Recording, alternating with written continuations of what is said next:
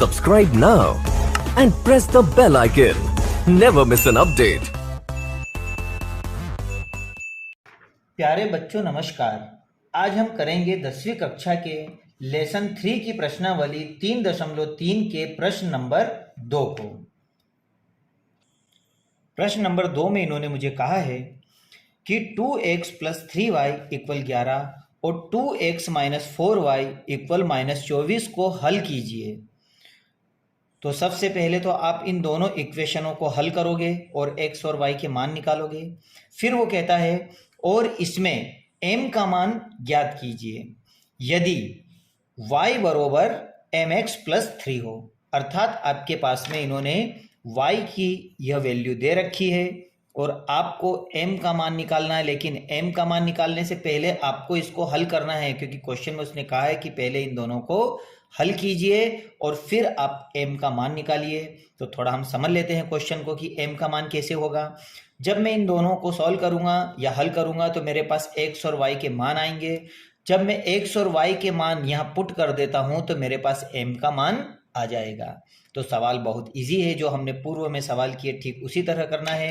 समीकरण 1 और 2 को लेना है और प्रतिस्थापन विधि से हम इसे हल करेंगे।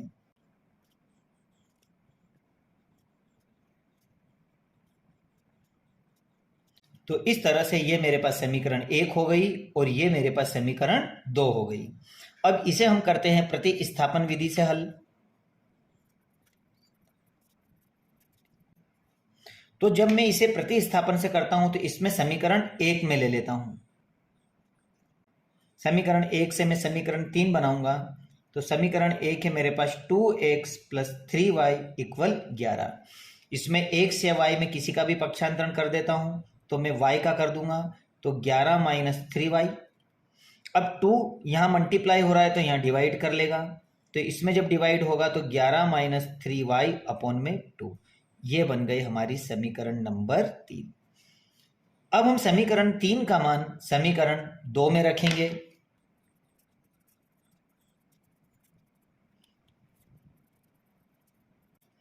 समीकरण 3 का मान 2 में रखने पर समीकरण 2 आपके पास में है 2x - 4y = -24। इसमें जहां पे भी x आया है, क्योंकि मैंने x का मान निकाल लिया है, ये मेरा x का मान है, तो इसमें जहां भी x आया है वहां पर मैं ये पूरी की पूरी वैल्यू पुट कर दूंगा। तो मैं यहां लिखूंगा 2 ब्रैकेट में 11 - 3y/2 ब्रैकेट बंद -4y = -24। तो बाकी की संख्याएं सब ऐसी की ऐसी। 2 से ये 2 कैंसिल हो गया। जब 2 से 2 अपन कैंसिल करेंगे तो हमारे पास क्या बचेगा? हमारे पास बचेगा 11 - 3y - 4y = -24। अब ये माइनस माइनस दोनों प्लस हो जाएंगे। तो इन दोनों को जब जोड़ोगे तो ये हो जाएगा आपका 4 और 3 7y, और ये जो 11 है इसका पक्षांतरण आप इधर कर दो तो इक्वल में -24 और ये हो गया -11, क्योंकि प्लस से इधर आके हो जाएगा माइनस।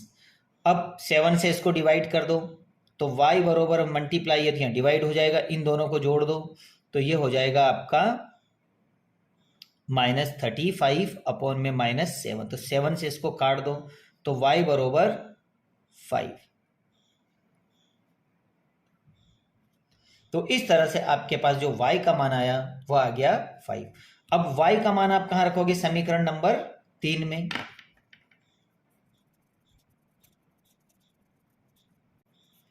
समीकरण 3 पहले उतार लीजिए। अब क्या है? समीकरण 3 है आपके पास 11 - 3y/2।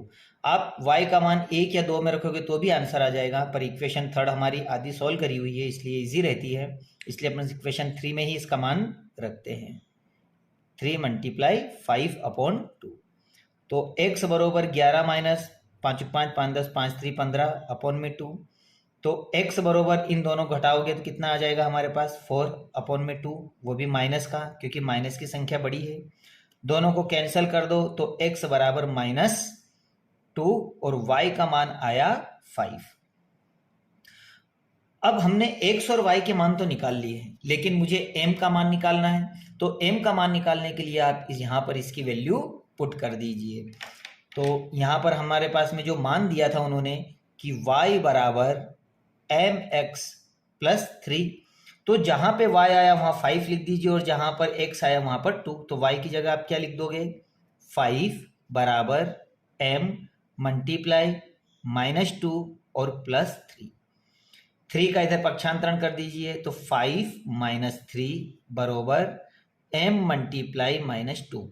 अब ये 2m के साथ मल्टीप्लाई कर रहा है, यहाँ डिवाइड कर लेगा और 5 3 में से घटेगा तो 2 में -2 और ये हो गया m, दोनों को काट दो तो m बराबर होगा -1 और यही आपका आंसर है जो उसने पूछा था m का मान। तो आप परीक्षा की दृष्टि से यह सवाल बहुत इंपॉर्टेंट है, आप इस सवाल को अच्छी तरह से कर लेना क्योंकि परीक्षा में इस तरह के सवाल अधिकतर बोर्ड में आते हैं। Subscribe now and press the bell icon. Never miss an update.